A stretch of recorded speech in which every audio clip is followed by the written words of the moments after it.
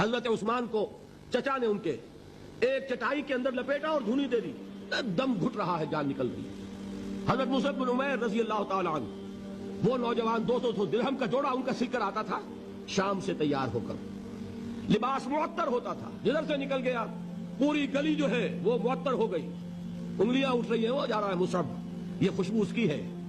اس مصعب کے ساتھ کیا سلوک کیا؟ باپ تو مر چکا تھا، ماں نے پالا تھا، دولت بہت چھوڑ کر گیا تھا باپ، لہذا ماں نے بڑے ناز و نام میں پالا، بڑے لاڈ پیار میں 200 درہم کا جوڑا تیار ہو رہا ہے۔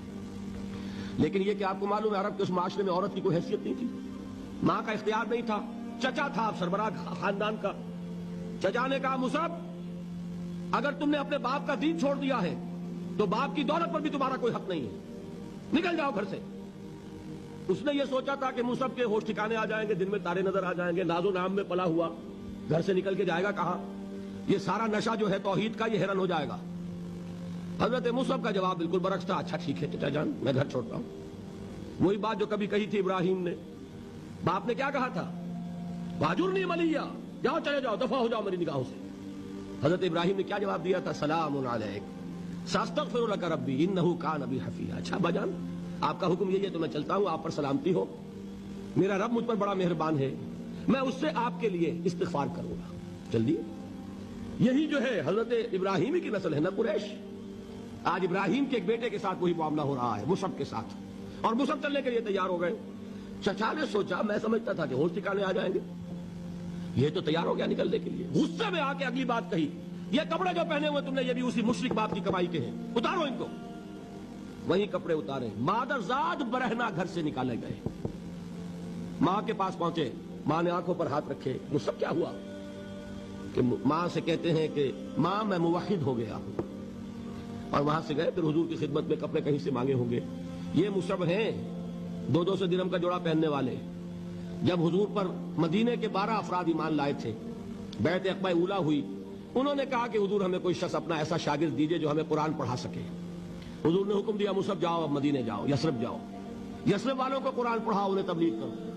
مصعب گئے ہیں وہاں، 1 سال کی کمائی 75 افراد لا کر حضور کی جھولی میں اگلے سال ڈال دیے کہ حضور یہ میری 1 سال کی کمائی ہے۔ 72 مرد 3 عورتیں، انہوں نے وہ بیعت کی تھی، بیعت عقبہ ثانیہ، جس کے الفاظ کل میں نے آپ کو سنائے تھے، بایعنا رسول اللہ صلی اللہ علیہ وسلم علی السمع والطاعت فی العسر والیسر والمنشط والمکرہ وعلی اثرۃ علینا وعلی لا ننازع الامر اہلہ وعلی ان نقول بالحق اینما کنا لا نخاف فی اللہ لومۃ لائم۔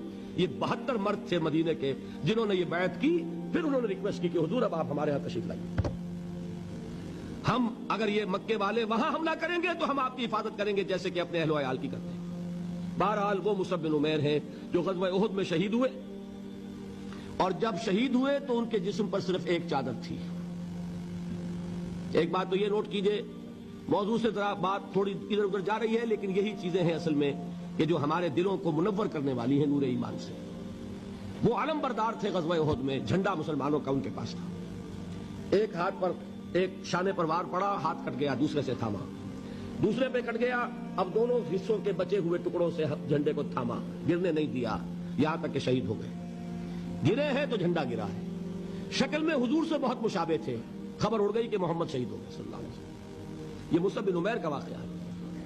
جب ان کو اب دفن کرنے کا وقت آیا، اور شہید کے لیے کفن جو ہے اس کا وہی لباس ہوتا ہے جو شہادت کے وقت ہو، حضور کے سامنے ایک پرابلم پیش کیا گیا۔ حضور مصعب کے جسم پر تو ایک چادر تھی، اور وہ چادر بھی اتنی چھوٹی ہے، یعنی 2 گز کی چادر بھی نہیں ہے، اس سے اگر سر ڈھانپتے ہیں مصعب کا تو پیر کھل جاتے ہیں، پیر ڈھانپتے ہیں تو سر کھلتا ہے، کیا کریں؟ حضور نے فرمایا سر ڈھانپ دو چادر سے اور پیروں پر گھاس ڈال دو، یہ آخری لباس ہے جو محمد کے اس دیوانے کو اس دنیا سے رخصت ہوتے ہوئے ملا ہے، جس کا 200 درہم کا جوڑا چلتا تھا۔ یہ ہے صبر۔ برداشت کیا کہ نہیں کیا؟